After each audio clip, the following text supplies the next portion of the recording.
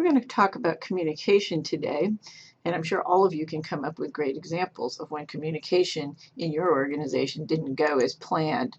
What we'd like to do is talk a little bit about a specific type of communication so that we don't get too broad and diffuse, but we will start with a little bit of a definition.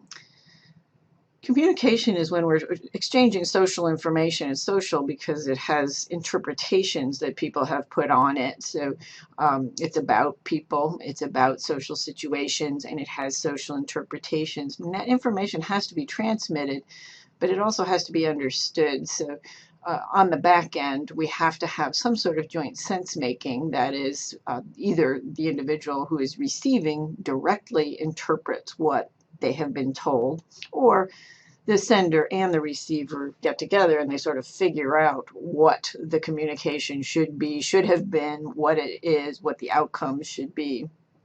That's called sense making. There are several current issues in the field of communication, of which we're going to talk about the first one here, that is providing feedback to employees in ways that they can hear, understand, and act on. We also have a great deal of thinking going on today about using different media to communicate, because we know that different media, ranging from technologically mediated communication to face-to-face, those media have a big impact on what happens to the message. And lastly, cross-cultural communication in our global business environment. We know that cross-cultural communication is absolutely essential, but it's also much more difficult than communication between people who share a great deal of background. So we're going to start by talking a little bit about leadership influence in one-on-one settings. So you're the supervisor, you're trying to advise one of your subordinates, and you're thinking about performance problems. This is something that most supervisors and subordinates don't really want to address. It's not fun, and that makes it a difficult problem in organizations. So here's what we would advise to start out, and then we'll talk about some specific types of meetings that you might have. So first of all, you need to base the format of the meeting on how much information you have. That is, you may go into a meeting wondering if you have a performance problem, or you may go into a meeting knowing you have a performance problem with this particular subordinate. You're going to use the meeting to gather information, to convey information, or both.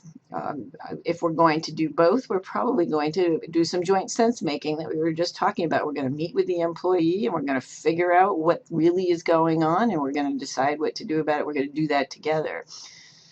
Of course, we may simply convey information, and we may simply gather information. The goal should be always focused on addressing the performance gap. It's very easy to get off track, especially given what employees may say and do in the interview. But we should always be focusing on an identifiable performance gap, or trying to figure out if there really is a performance gap, as opposed to other things that the employee might bring up. So it should be about behavior set against a specific standard that you have in mind. So our first type of this one-on-one interview is called counseling. So in this setting, we may or may not think we have a work-related problem. We've got little or contradictory information, and we've got to figure it out. That's going to suggest a lot of information sharing as opposed to telling.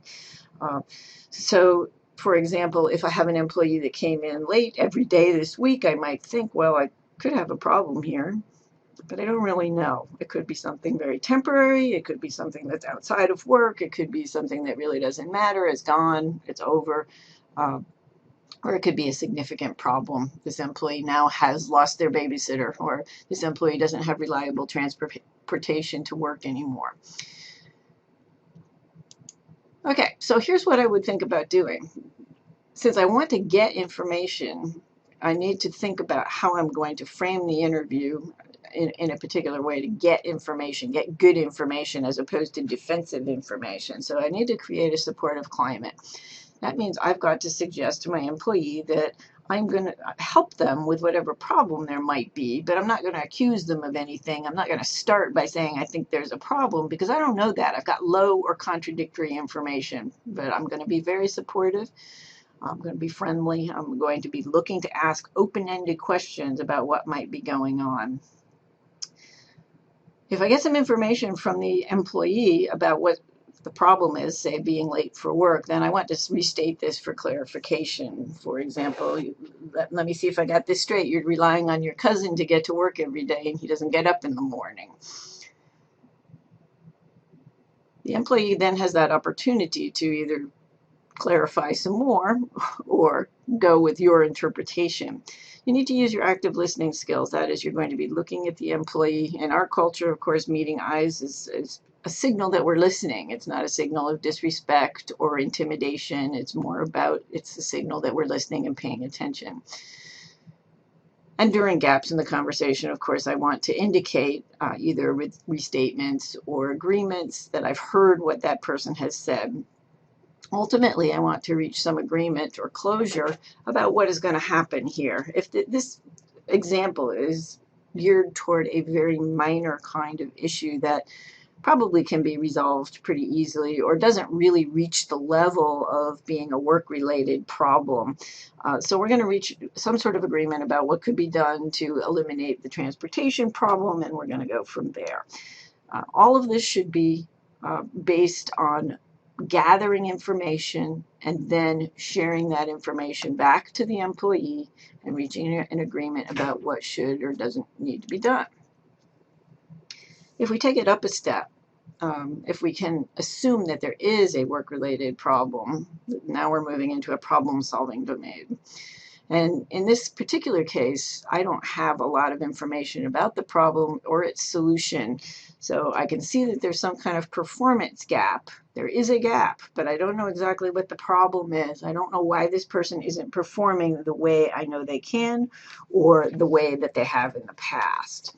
So once again, although I can be more specific about what exactly I want to talk about, that is, here is the performance gap, we need to talk about this, I still don't know what the answer is. So I've got to be very open to hearing what the employee has to say.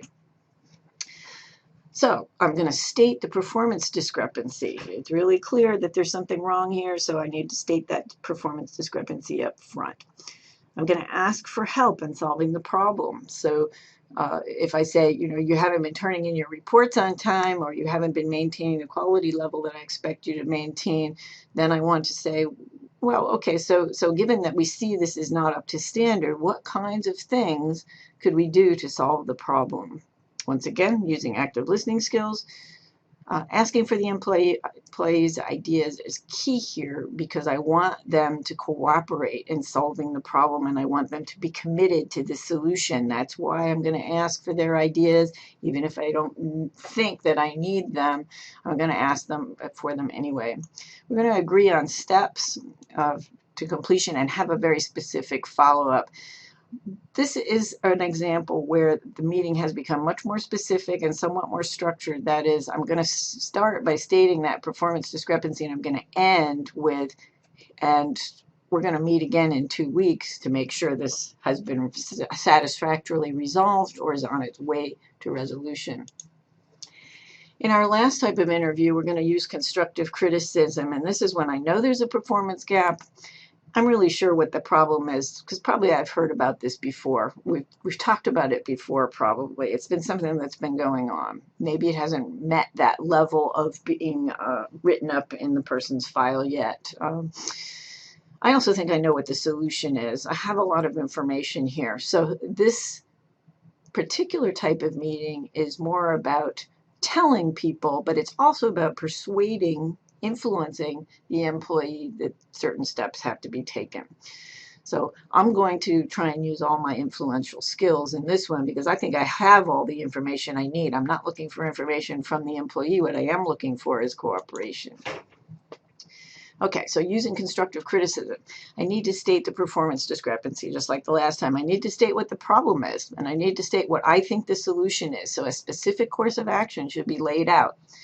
I'm still needing to be supportive and non-threatening because remember, my job here is to motivate the employee into complying. So I want to be thinking about being supportive and stressing whatever rewards there are in the situation for compliance. Ultimately, I want to get agreement on steps, just as we did last time, and a follow-up date. The clear difference here is it's not so much about sharing information, but about persuading and motivating the individual to comply.